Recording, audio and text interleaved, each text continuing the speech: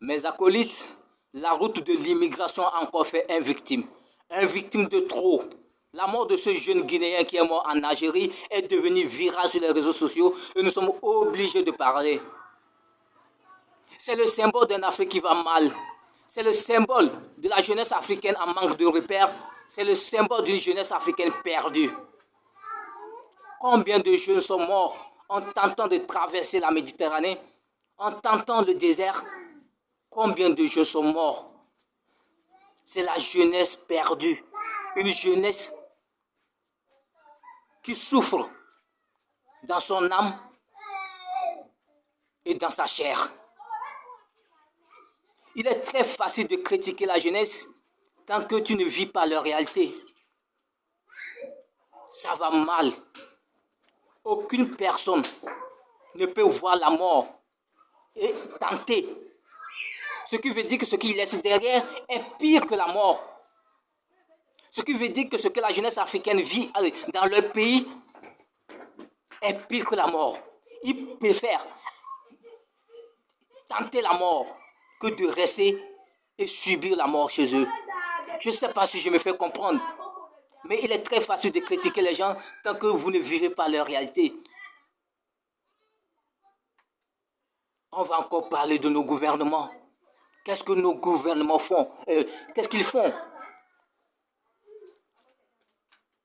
Qu'est-ce que nos présidents, nos dirigeants font pour la jeunesse africaine, pour la jeunesse de leur pays?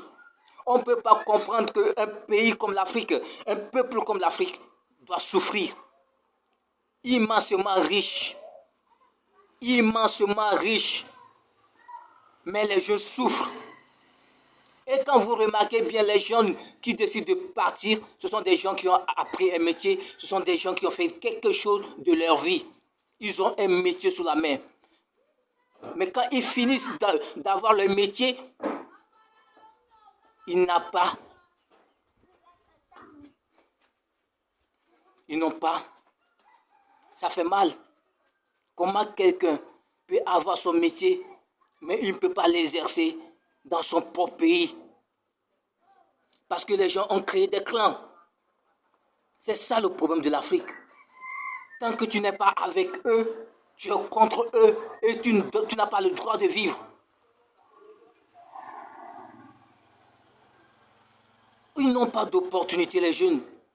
Comment vous pouvez comprendre qu'un jeune qui a appris un métier n'a pas d'opportunité? Parce qu'on refuse de lui donner de l'opportunité. Parce qu'il ne fait pas partie de l'écran. Parce qu'il n'est pas avec eux. C'est ça le problème de l'Afrique. Les gens vont dire que non, on exagère. Mais c'est ça la vérité de l'Afrique.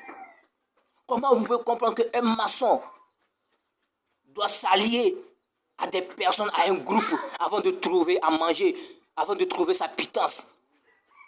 Comment on peut le croire? Et je vous dis, il y a plusieurs jeunes comme ça, surtout les jeunes filles. Parce que les jeunes garçons, nous comme ça par exemple, on peut se battre, on peut se jeter à l'eau, on peut faire tout ce qu'on peut. Mais les jeunes filles sont vulnérables, très vulnérables. Je parle de la jeune fille africaine, de la jeune fille. C'est pour ça, si vous savez bien regarder, vous allez voir une jeune fille, elle est perdue. Quand vous regardez dans les yeux, elle est perdue. Elle est perdue. Il n'y a pas d'opportunité pour elle. Il n'y a pas d'opportunité pour personne, mais encore pire pour les jeunes filles. Elles sont obligées de s'accrocher à un jeune, à un homme, espérant que ça va aller. Et ça ne va jamais. Franchement, Monsieur le Président, c'est vrai que vous n'allez pas changer le pays, vous n'allez pas changer le pays, mais mettez les choses en marche. Mettez la machine en marche, ce qui va permettre aux jeunes de pouvoir vivre dans le pays, de pouvoir entreprendre dans le pays. Franchement, c'est mal.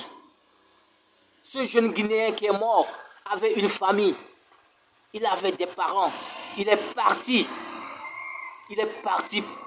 pour s'occuper de sa famille, pour avoir une vie meilleure. Mais voilà ce qui est arrivé. On ne peut pas demander à des enfants, à des jeunes, de ne pas partir, même si actuellement, même il y a des vieux aussi qui partent. On ne peut pas les demander de ne pas partir quand on ne fait rien qui peut les permettre de rester dans leur pays et faire quelque chose, entreprendre, vivre heureux. D'ailleurs, nous tous, nous savons que là-bas, ce n'est pas le paradis. Mais ils rêvent d'un paradis. Et ce paradis, c'est dans leur tête. Ils ne le savent pas. Tout ce que nous allons dire,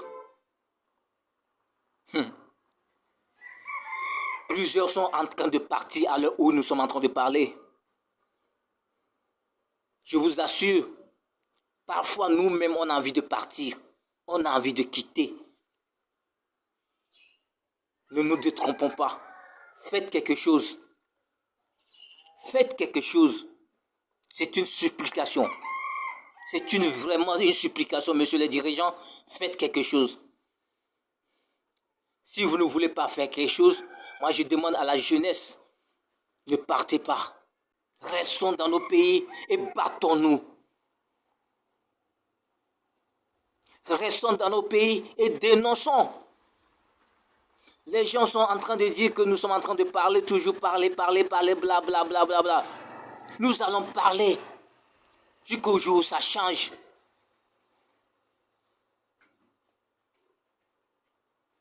Le problème, c'est que c'est une seule personne qui parle, c'est deux personnes. Sur des millions de jeunes, c'est une personne, c'est deux personnes, c'est 10 personnes, ça ne fait pas le poids. La jeunesse a peur. On a peur de parler. On a peur d'oser. Je vous assure, si 100 000 jeunes sortent dans un pays, dans la rue, si 100 000 jeunes sortent dans la rue, dans un pays,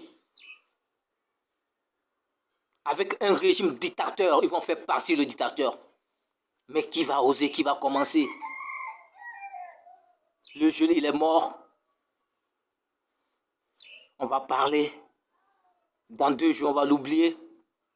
On va encore attendre d'autres morts. On va encore parler et c'est fini. Moi, j'ai parlé, c'était un coup de gueule. J'ai essayé de donner, de dire ce qu'on peut faire pour que ça change. Mais je sais que ça ne va pas changer pour le moment. Il faudrait que Dieu, franchement, avant que ça change, il faudrait que Dieu nous élimine cette génération, notre génération, et la génération d'avant, et la génération d'après. C'est-à-dire 5 générations. Avant que nos cœurs noirs, ça change. C'est-à-dire qu'il doit anéantir cette génération. Nous avons des mauvaises choses dans nos têtes. Le malheur de nos prochains, de nos frères, fait notre plaisir et c'est décevant. Mes acolytes, merci de m'avoir suivi jusqu'ici. Je sais que ce n'est pas facile de prendre votre temps, de prendre votre énergie et vos mégas. Mais franchement, merci. Nous disons ce que nous pouvons. Personne ne nous a demandé de le faire, de faire ce que nous sommes en train de faire.